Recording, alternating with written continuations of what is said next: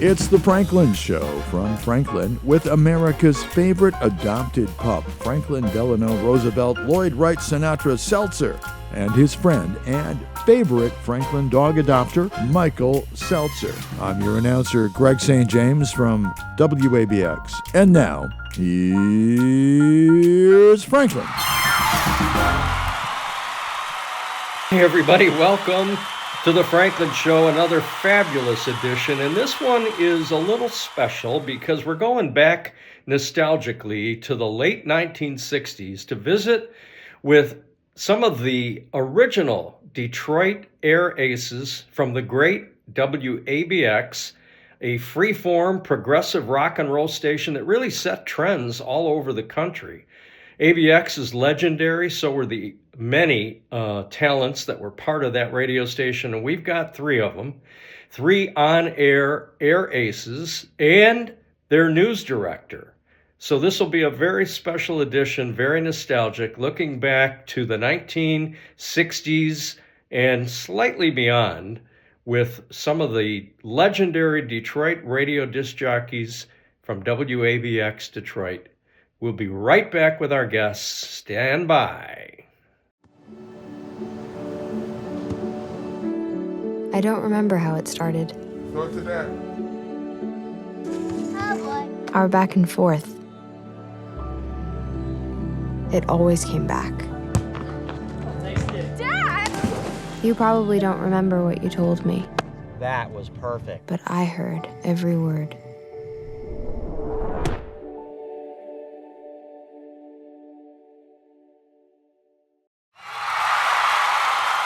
Okay, hey everybody, welcome to the Franklin Show. This is a very special show. I am really excited because we're going way back to a time when radio was fun, when radio was experimental, and there was something called freeform progressive radio.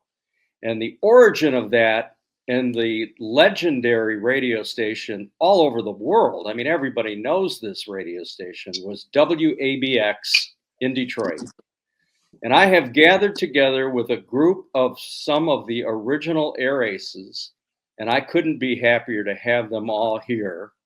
I've got Dan Carlisle, I've got Dennis Frawley, I've got Harvey Ovshinsky, and I've got Jerry Goodwin, who's on the phone. And I'm going to start with you, Danny, because you and I have developed a great relationship over the years. You come back to Detroit once a year, and every time you do, we go back to your haunting grounds of Clawson, Michigan. I see the home you grew up in. We go to your favorite diner and have meatloaf. Whenever I'm in San Francisco, you take me around your neighborhood. We go have ice cream. And Danny is doing something now. If you go to your phone machine and you click on this little podcast thing and podcasts come up and you type in the Everything Show, you'll find that Danny has a radio program called the Everything Show, and it's on every week. And here it is, boom, the Everything Show with Dan Carlisle. And he is doing the same magical ABX progressive freeform crazy rock and roll today, and I just couldn't be happier. So, Danny, where did it all begin, man? At Michigan State University. It's one of the first. That was the first radio gig I had. And what kind of music were you playing back then? Oh, then top 40. We were top 40 was king, so we thought we had to learn how to do that. Before that, of course, I was the wire boy at WXYZ for the newsroom. Yeah. They take care of the wire services and help give it to Bill Bonds and Lee Allen, give him the weather. So. And then you ended up at ABX. And I mean, that was the most exciting radio station because you guys were just crazy. You could do anything you wanted to do, play anything you wanted to play. And what I really loved about it was, well, not only introducing all kinds of music that you would never be introduced to. But the rap in between your shifts, I mean, you guys would go on sometimes for 20 minutes, half hour, just rapping. And I love those. They were just spontaneous. And talk about that. I mean, that was Well, I don't know if we really understood what we were getting into when we first went to ABX. I think for most of us, it was a gig in the Fifth Market. So, but because nobody gave us any direction, we just gave ourselves direction. And with the 11 o'clock rap, I think, was where the interchange stuff started.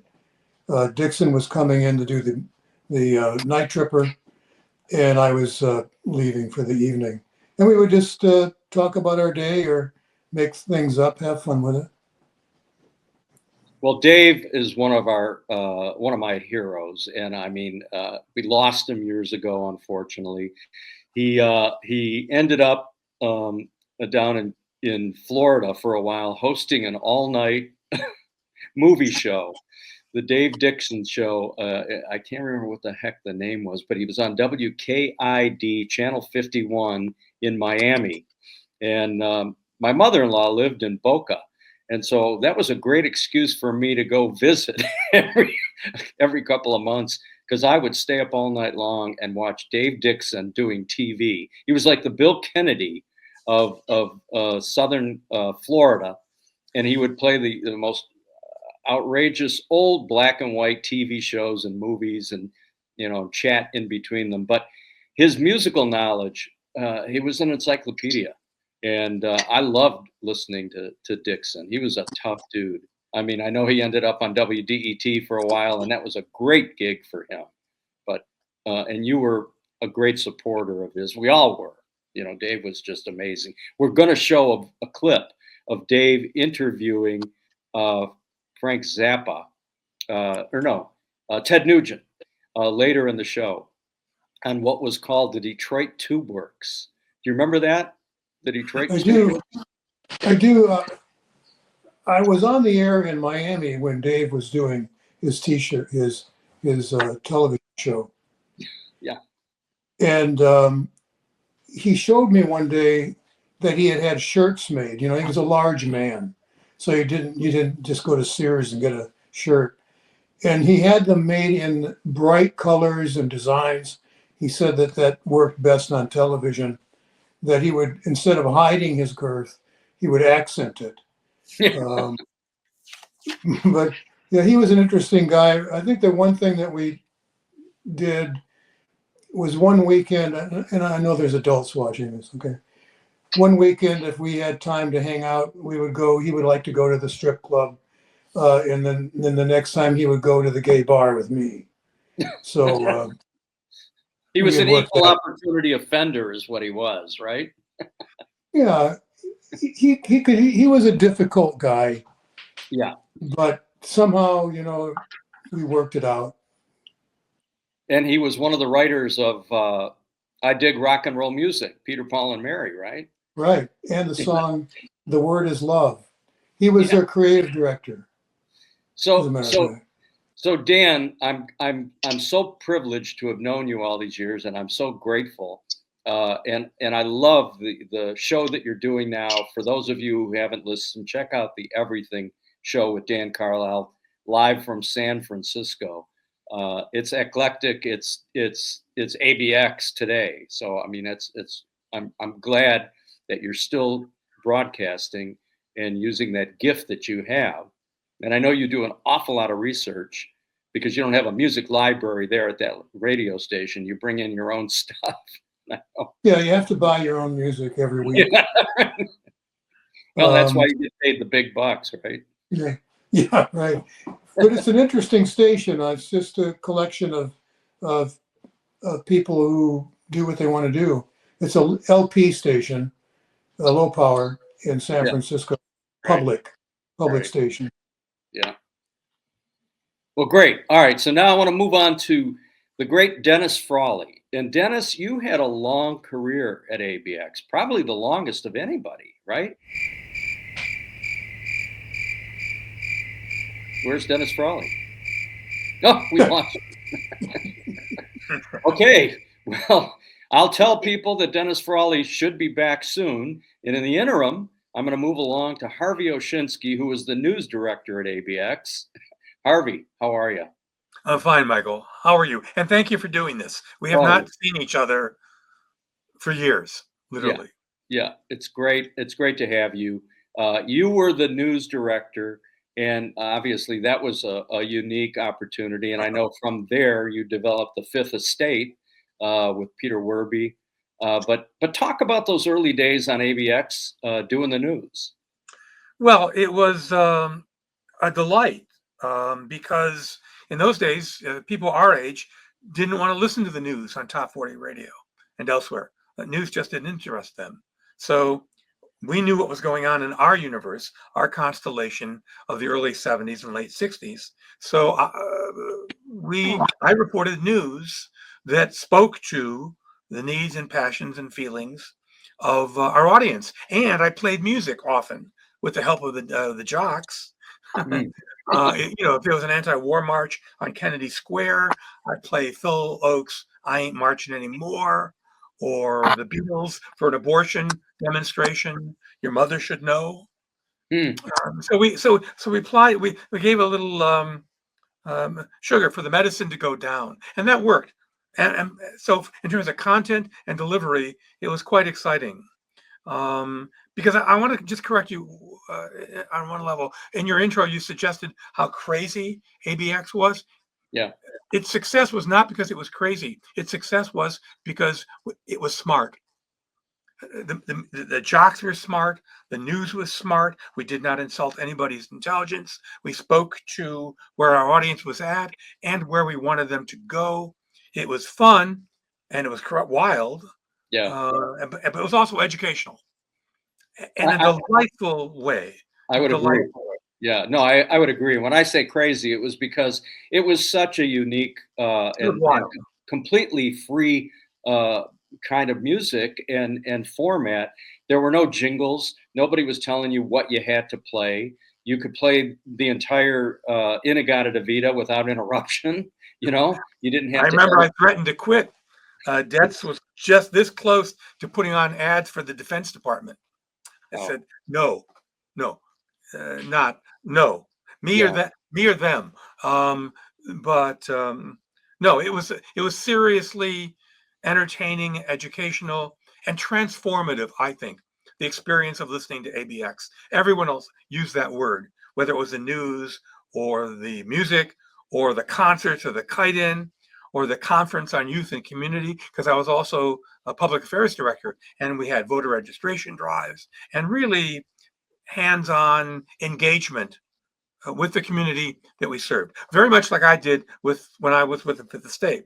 Another correction, I started the Fifth Estate and then became news director at ABX, not the other way around. But I tried to do with the news what I did with the Fifth Estate, what Peter and I were doing. Well, I used to walk up to, I grew up in the 7 Mile and Evergreen area, and I used to walk up to a head shop called the Silver Hammer to pick up my copy of the Fifth Estate. And so I'm well, I know well about that publication. And you weren't arrested? How old were you? You weren't expelled from high school? I was in my, mid-teens, 15, 16, obviously those were very, very challenging times for us all. Look, the 60s was the craziest decade. Think about that. Yeah, I mean, the Beatles landed in 1963 with this little mop top haircut that everybody was freaking out about. And just a few years later, by 1967, 68, their hair was down to the middle of their back and they were doing LSD. And, it was a whole different transformation in a very short period of time. And all of the racial unrest and political unrest and, assassinations in that decade, 3 assassinations, that was an absolutely amazing 10-year period that I grew up in. I rarely have regrets about leaving the station. I went on to do television work and filmmaking and teaching. But with these days, I wish I was back on the radio. Have I got news for you? In the era of Trump, there's no shortage of rock and roll tunes or Dylan songs or others about kings and minions and tyranny. And, I remember Tom Petty had a song called It's Good to Be King. I wish I was doing the news. Yeah. So that I could, although I'm not sure Century Broadcasting would be able to tolerate the pressure that Trump is putting on and the FCC is about to put on radio stations and television. Well, we're into turbulent times. I mean, there always are turbulent times, but I just think the '60s was the most turbulent. But anyway, that's just my own opinion. I think the 2000, what year are we in? 2025. This will make the '60s look like kindergarten in terms of wildness and upsetness and anger and rage and chaos. I mean, I wish we had a station to speak to these times and musicians who would speak to these times. So, Harvey, you've got a new book out, and you want to talk about that a little bit? Well, it's now 3 years old, although it keeps selling out on Amazon and at independent bookstores. So I'm delighted. It's called Scratching the Surface: Adventures in Storytelling. The surface. Adventures in Story, which documents my work at ABX, before that, Fifth Estate, after that, television in terms of documentaries, screenplays, filmmaking, and then teaching. And then, of course, my relationship, professional, personal, with my father, Stanford Ovshinsky. Google him. Right. The mad scientist. Yes, he was. So they were adventures, as ABX was. Yeah. So was the other work that I did in multimedia since then, and continue to do on the level that I can. Right now, I still teach in terms of consulting with young and up-and-coming visual storytellers. I love that. That's fantastic. Sharing with them what I've know and learned from my days telling the kind of stories that were important to me. It's great to have you here, and I appreciate your taking the time. All right. Now, Dennis Frawley, I think you were the longest continuous member of the ABX staff. Am I right? Think so. I think probably. Can you hear me? Oh, yeah. You sound great, man. You sound like Dennis Frawley. Yes. I think I was probably 3 times longer than anyone else. I was there for 11 and a half years straight, except for when we were fired. Rudnick and I were fired. That's a whole nother topic. You and Bob Rudnick, cocaine karma. But the start of your career at ABX was what, 1969? Right. Yeah. I don't know when we came in, March or April. We were still writing for the East Village Other, the Cocaine Karma show, music editors of Cavalier magazine, which was number 2 to Playboy at the time. Also, we had the Electric Cocaine Karma in East Orange, New Jersey, WFMU. The station continues on now. It's one of the major freeform stations in the country. It's now in Jersey City, and it's still there. We used to bring in people, from that we knew, because had been bartender at the Steve Paul's The Scene after graduating college and getting from University of Miami and getting a 4F for marijuana and LSD. I told the psychiatrist he should take LSD, which I thought maybe that would work. And I thought I'd never get away with it. So I was going to join the reserves real fast. I was told you had a college degree, you could join the reserves and you didn't have to die immediately. Speaking of Vietnam, we did another thing. We had Crosby and Nash did a benefit for the Winter Soldier investigation. Yes. Which was held in Detroit, which I went to because I'm a masochist. I went and saw that. I could only take about an hour of it, but it was really sad to hear all of it. You can see it on YouTube, some of it. On there, you'll see John Kerry is there, and where they really talk about some of the terrible things that went on, Anyway, but you went on through. We did the Electric Cocaine Karma out there. Rudnick had a column in the Miami Hurricane called Beyond the Syringe. So he was ahead of our time.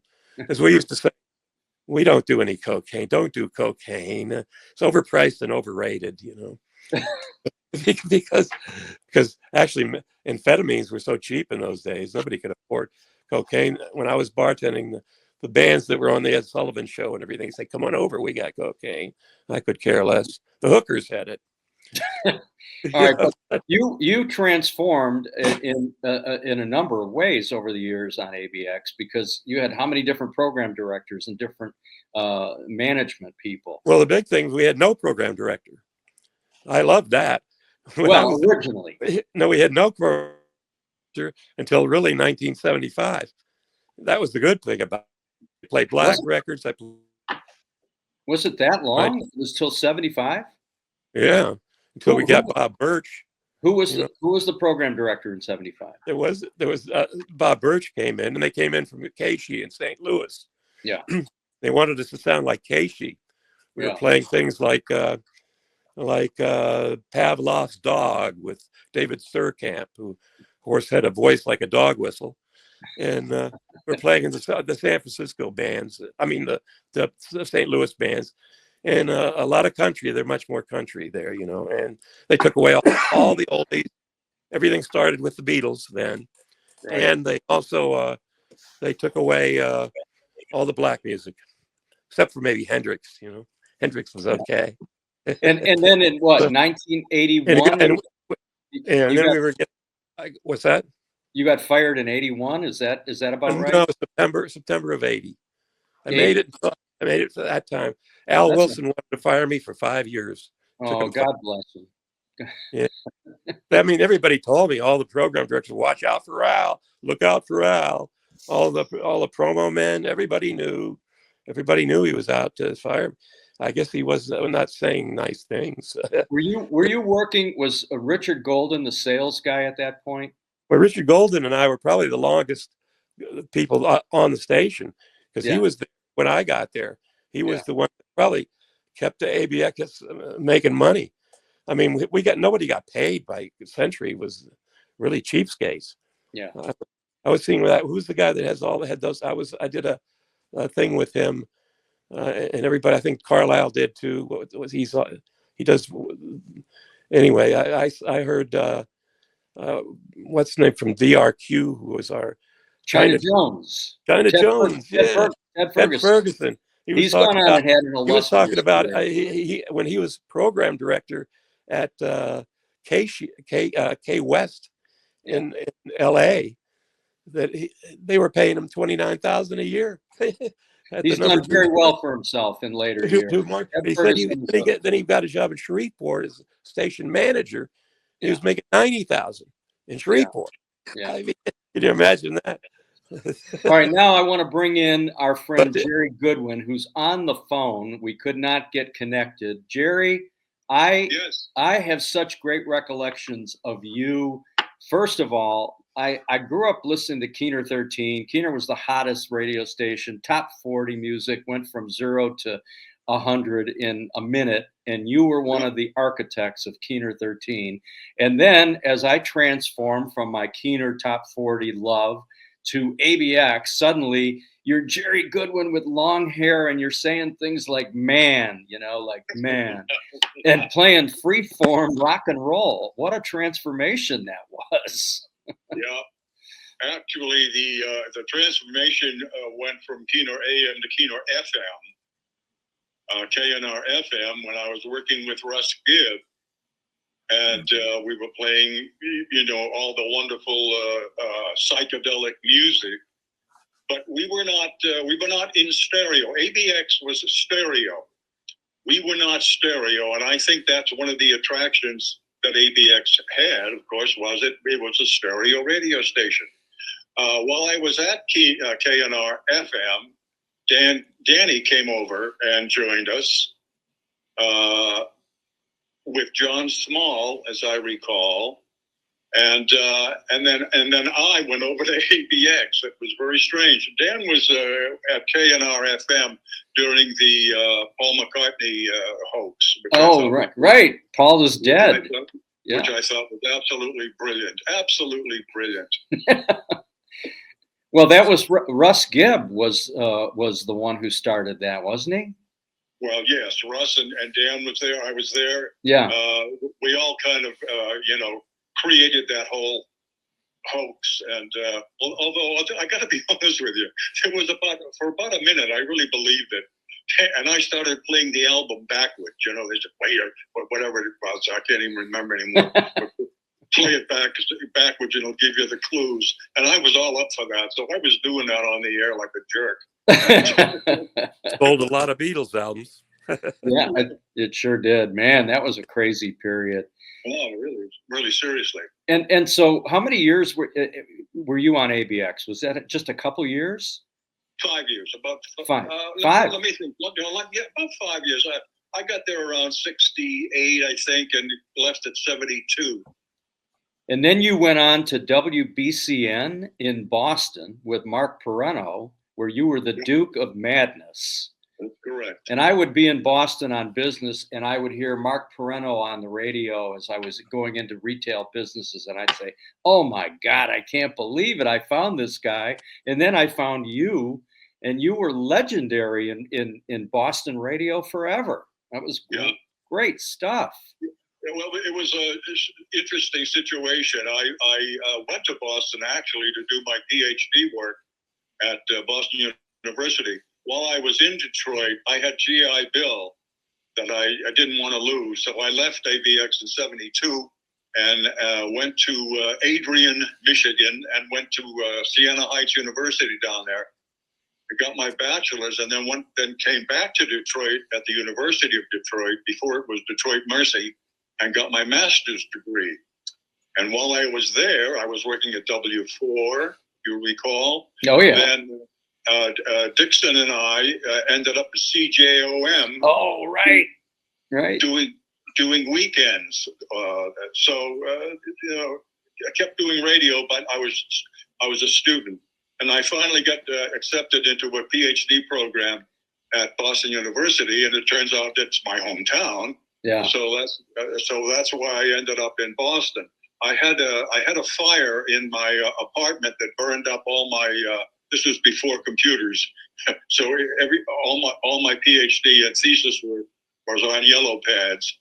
Went up in smoke, and about that time, Parento left ABX and came into Boston to start a new station here in Boston, WCOZ.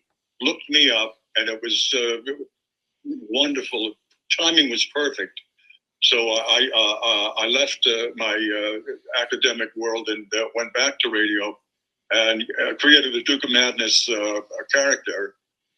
That was at WCOZ. Then we both went over to WBCN, which was the ABX of the East Coast. And it was a wonderful, bizarre, freeform situation that we had at BCN. And Perreno was doing afternoons and I was doing overnights as the Duke of Madness. Right. And we had the best time. I tell you, it was great, great creative, once again, freeform radio at its finest. Yeah, Perreno reigned there for a couple decades. Am I right? Yeah. And Jerry, I wish I could have gotten you on screen. We'll try to put up some video.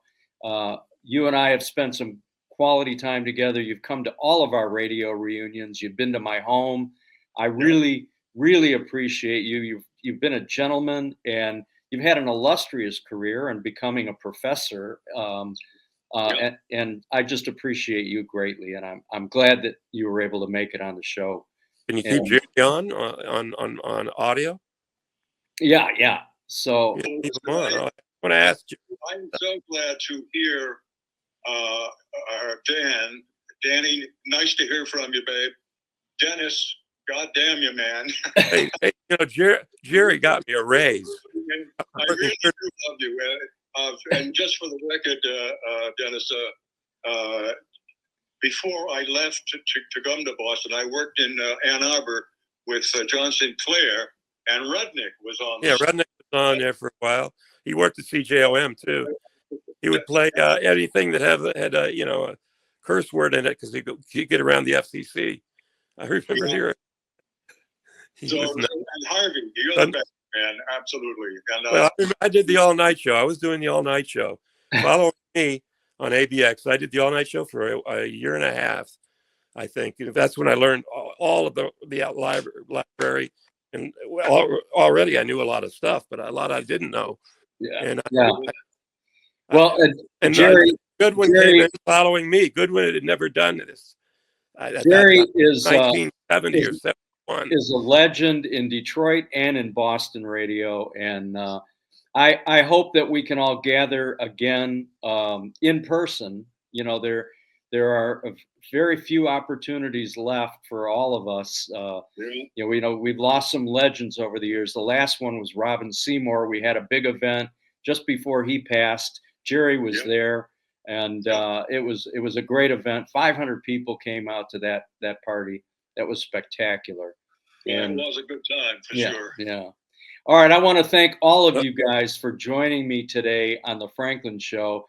There are a lot of people out there that love and revere you and ABX. There's a website, there's a Facebook page devoted to ABX. This broadcast will appear there as well as many other places.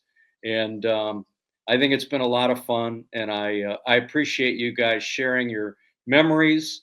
And it was a great time for all of us, man. It was great, creative radio. I won't say crazy, Harvey, because I know you didn't like that description. Well, it wasn't only crazy. It wasn't only crazy. It was informative, educational, and it was fun for all of us. And I know there are a lot of people that are looking forward to seeing this particular edition of the Franklin Show. I've been promoting it for the past couple of weeks, and people couldn't wait. So thank you all for joining me today.